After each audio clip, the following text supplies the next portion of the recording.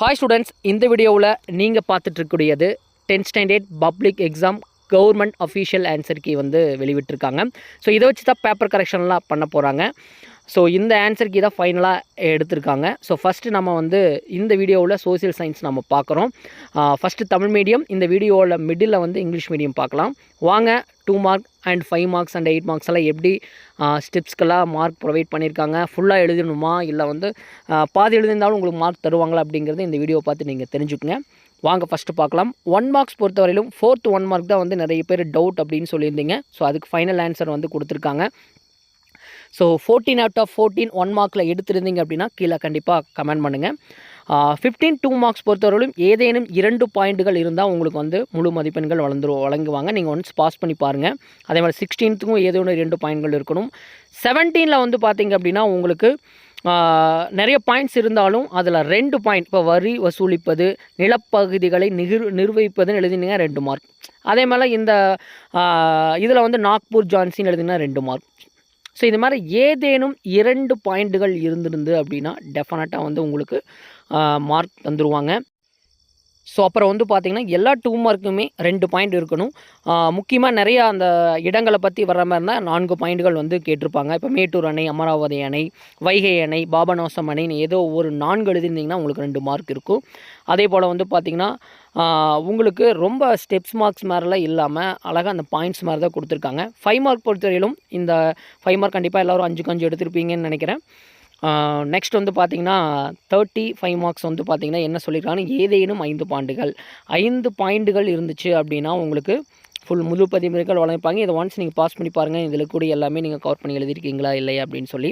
அதே போல் 31 பொறுத்தவரையிலும் உங்களுக்கு ஏதேனும் 3 நீங்கள் விவரிச்சிருந்தீங்கன்னா போதும். இதில் வந்து பார்த்திங்க அப்படின்னா 4 கொடுத்துருப்பாங்க. ஸோ ஏதோ ஒரு 3 நீங்கள் கரெக்டாக எழுதியிருந்தீங்க அப்படின்னா 3 தலைப்புகளை விவரித்திருந்தீங்கன்னா உங்களுக்கு முழு மதிப்பெண்கள் வழங்கப்படும். வேறுபடுத்துக பொறுத்தவரையிலும் ஃபஸ்ட்டு 2மே, அதாவது வடகிழக்கு பருவக்காற்று, தென்மேற்கு பருவக்காற்று, புதுப்பிக்க இயலும் இயலாத, இந்த 2மே வந்து பார்த்திங்க அப்படின்னா 2க்கு 2 பாயிண்ட் எழுதினீங்கன்னா 4 மார்க். நெக்ஸ்ட் இதுக்கான காரணம் கொடுத்துருந்தீங்க அப்படின்னா உங்களுக்கு 1 பாயிண்ட் கிடச்சிருக்கும். ஸோ 33ல் வந்து பார்த்திங்கன்னா 3 தலைப்புகள் வந்து நீங்கள் எக்ஸ்பிளைன் பண்ணியிருக்கணும். ஸோ பண்ணியிருந்தீங்க அப்படின்னா அதுக்கும் உங்களுக்கு வந்து ஃபுல் மார்க் வந்து ப்ரொவைட் பண்ணியிருப்பாங்க. நெக்ஸ்ட் நீங்கள் ஒன்ஸ் இதெல்லாம் பாஸ் பண்ணி இதெல்லாம் எழுதியிருக்கீங்களா அப்படிங்கிறத செக் பண்ணி பாருங்கள். இல்லை கீழே இன்கேஸ் உங்களுக்கு ஏதாவது டவுட் இருந்தது அப்படின்னா கண்டிப்பாக கீழே இருக்கிற கமெண்ட் பாக்ஸில் நீங்கள் சொல்லலாம். 35 பொறுத்த வரையில் வந்து பார்த்திங்கன்னா எனி 5. ஸோ வந்து பார்த்திங்கன்னா ஏதேனும் 5 தீபகற்ப ஆறுகள் வந்து நீங்கள் எழுதியிருந்தீங்க அப்படின்னா முழு மதிப்பெண்கள் வழங்கப்படும். சில பேர் கேட்டிருப்பீங்க, ஸோ இதில் கூடிய பாயிண்ட்ஸ்லாம் எல்லாம் அப்படியே இருந்தால் தான் 5 மார்க் தருவாங்களா அப்படின்னு சொல்லி. கண்டிப்பாக கிடையாது. ரிலேட்டடாக எழுதினால் கூட உங்களுக்கு 5 மதிப்பெண்கள் வந்து தருவாங்க. அதே போல் வண்டல் மண், ஸோ மண் வகைகள் ஏதேனும் 5 எழுதியிருந்தீங்கன்னா உங்களுக்கு 5 மதிப்பெண்கள். சாலை போக்குவரத்து அப்படி 36 பொறுத்தவரையிலும் ஓனம் எழுதியிருந்தாவே உங்களுக்கு வந்து 5 மார்க் கொடுத்துருவாங்க. பிரதம மந்திரி அம்சங்கள் ஏதேனும் 5 பாயிண்ட்டு. இந்திய அரசியலமைப்பு சிறப்பு கூறுகள் ஏதேனும் 5 பாயிண்ட்டுகள். ஸோ இது மாதிரி 5 பாயிண்ட் கரெக்டாக எழுதியிருந்தீங்க அப்படின்னா உங்களுக்கு இது. அதே மாதிரி வந்து பார்த்திங்கன்னா 4 கருத்துக்கள், அதாவது வந்து பார்த்திங்கன்னா மொத்த உற்பத்தி, தலா வருமானம்னு சொல்லி 4 கருத்துக்கள் இருந்தால் போதும். நெக்ஸ்ட் வரி அப்படிங்கிற அந்த கொஸ்டினில் வரினா 80க்கு 10 1 மார்க்கு. அதனுடைய டைப்ஸ்க்கு 1. அதில் வந்து பார்த்திங்கன்னா நேர்முக வரி, மறைமுக வரி அப்படின்னு சொல்லுங்கள். அதில் 2 எக்ஸ்பிளைன் பண்ணியிருந்தீங்கன்னாவே போதும், உங்களுக்கு ஃபுல் மார்க் வந்து. ஒன் ஸ்டாப் பண்ணி அதை பாருங்கள். நெக்ஸ்ட் வந்து காலக்கோடு பொறுத்தவரையிலும் இந்த இன்பிட்வீன் இருக்கிற காலக்கோடுகள் எல்லாமே நீங்கள் எழுதியிருக்கீங்களான்னு ஒன்ஸ் செக் பண்ணி பார்த்துக்குங்க. ஸோ இதில் ஏதாவது மிஸ் பண்ணியிருந்தீங்கன்னா கீழே இருக்கிற கமெண்ட் பாக்ஸில் சொல்லுங்கள். கண்டிப்பாக அதுக்கான ஆன்சர் வந்து உங்களுக்கு நான் சொல்கிறோம். நெக்ஸ்ட் வந்து பார்த்திங்கன்னா அப்படியே நம்ம ஸ்ட்ரெயிட்டாக வந்து 5 மார்க்ஸ் மேப் பார்க்கலாம்.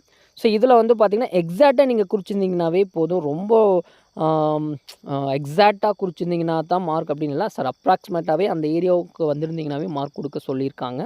டெஃபினட்டாக இதில் 5க்கு 5 எத்தனை பேர் வாங்குறீங்க அப்படிங்கிறதையும் சொல்லுங்கள்.